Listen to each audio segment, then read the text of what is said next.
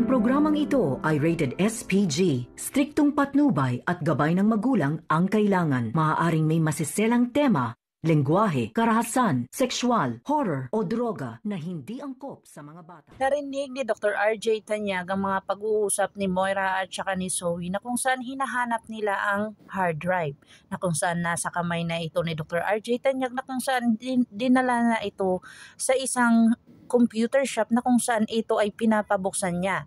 Pero ngunit sa kalaman ni Dr. RJ ay wala nang laman doon dahil sa binura na ni Zoe ang lahat ng nakalagay sa hard drive na iyon, na kung saan gumawa ng paraan itong pinaayusan ni Dr. RJ, na kung saan dito na nga tinawagan si Dr. RJ upang ito ay ipakita sa kanya kung ano ang mga nilalaman doon, na kung saan dito na nga nakahalata si Moira dahil sa kinumprontan ni Dr. RJ Tanyag si Zoe kung ano talaga ang nilalaman ng hard drive na iyon, at walang masabi si Zoe dahil nakalagitnaan nga si Zoe kung saan siya dadapig, sa kay Mami Moira niya ba o kay Daddy RJ niya, na kung saan sinabi ni Dr. RJ sa kanya na pwede kong ibigay sa iyo lahat, pati pagmamahal ko at pag-aaruga, na kung saan sabihin mo sa akin kung ano ang katotohanan. Huwag kang matakot, Zoe.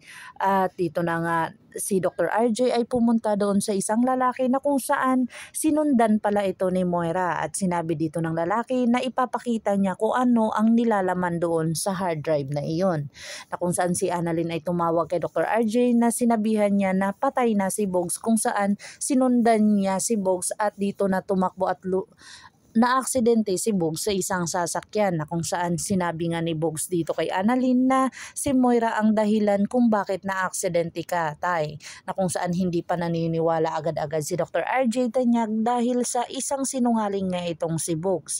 Baka ito ay binayaran na naman, kung saan ito ay hindi agad-agad naniniwala, na kung saan dito na nga sinabi ni Dr. RJ Tanyag sa kanyang sarili na dapat siyang mismo ang makahanap ng ebidensya para dito kay Moira at saka kay Zoe, na sa ganoon ay mapatunayan niya sa kanyang sarili na hindi man lang ang pag-iisip niya ay nawala, kundi ibabalik ang dating hustisya kung bakit siya nawala ng pag-iisip, na kung saan dito na talaga porsigido si Dr. RJ Tanyag na malaman ang buong katotohanan, na kung saan dito niya na hindi mapapatawad si Moira dahil sa ginawa nito sa kanya, na kung saan ipapakulong niya ito at hindi niya na ito papalayain pa, kung saan titira na si Moira sa kulungan.